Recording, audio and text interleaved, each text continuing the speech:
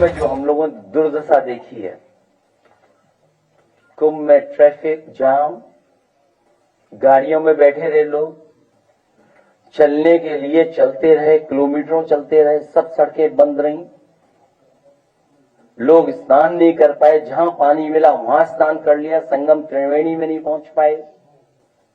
बहुत से लोग बस स्नान करके चले गए, बस उनकी श्रद्धा थी इसलिए स्नान करके चले गए, क्योंकि सरकार ने इतना इवेंट कर दिया, मैनेजमेंट कर दिया और इतना पॉलिटिसाइज कर दिया। पहली बार कुंभ को पॉलिटिसाइज किया गया होगा, इससे पहले कभी कुंभ पॉलिटिसाइज नहीं हुआ।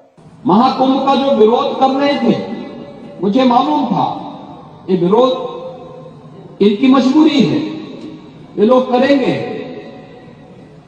उपहास उड़ाएंगे, क्योंकि उन्होंने तब भी उपहास उड़ाया था जब कोरोना जैसी महामारी से हम जूझ रहे थे।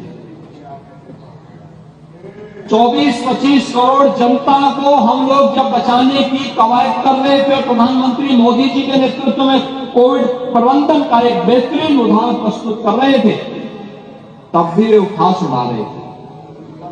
कोविड के बारे में, ट्रीटमेंट के बारे में, वैक्सीनेशन के बारे में अपने आप चुपचाप वैक्सीन लगा लिए और दूसरों को कहते थे कि वैक्सीन मत लगाओ।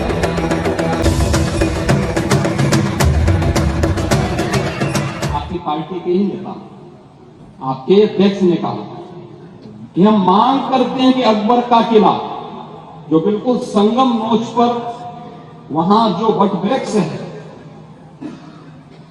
उसकी पूजा करते हैं, सरस्वती नदी भी वहीं से निकलती है। आप देखिए, यानी अक्षय वट को, अक्षय वट का नाम भी उनको नहीं मालूम, सरस्वती कूप को सरस्वती नदी कहते हैं। ये आपका जनरल नॉलेज है। हम तो दान के लिए कई बार कह चुके हैं, ये सरकार का दिल ऐसा ही नहीं कि दान दे दें।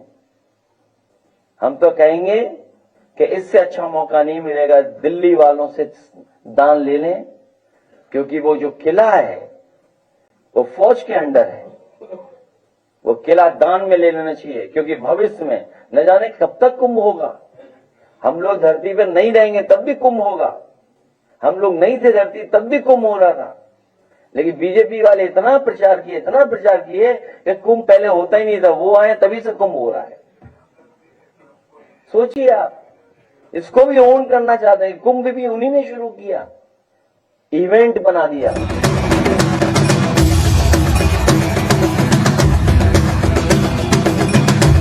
आप दूसरों को उपदेश दे रहे हैं लेकिन चुपचाप स्नान करके चले आ रहे हैं, ये बड़ी विडंबना वाली स्थिति है। और अच्छा होता पूरे समाजवादी परिवार को लेके गए होते, आगे पीछे चच्चों को भी लेके चले गए होते, तो कम से कम 2013 में तो मैं उनकी मजबूरी मान सकता था, कम से कम 2025 में तो करवा करके पुणे के भागीदार बना देते।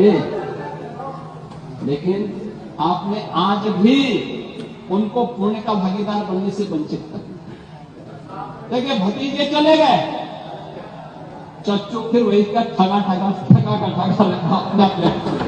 ये जो वर्ल्ड क्लास इंफ्रास्ट्रक्चर की तैयारी थी, सब जाम था कुंभ में। ये वर्ल्ड क्लास इंफ्रास्ट्रक्चर बनना उनका क्या? जो स्मार्ट सिटी बना रहे थे, और हमें भी मिला था जाम, हम जानते कैसे निकले, हमें सब रास्ते पता थे, और हमने औरों की तरह नहीं बहुत समय लगाया स्नान करने में। यूं गए, स्नान किया, तुरंत निकल आए। और लोगों से सीखना चाहिए कपड़े पहन करके स्नान करने का।